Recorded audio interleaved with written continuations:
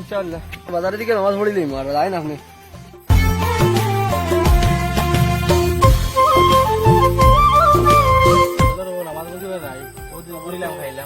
আসসালামু আলাইকুম, ভালো আছেন নিসব? আশা করি সব ভালো আছেন। আমি কোথায় তু বুঝছেন নি, আর আমার জাবুর ভাই কিছু কইবা।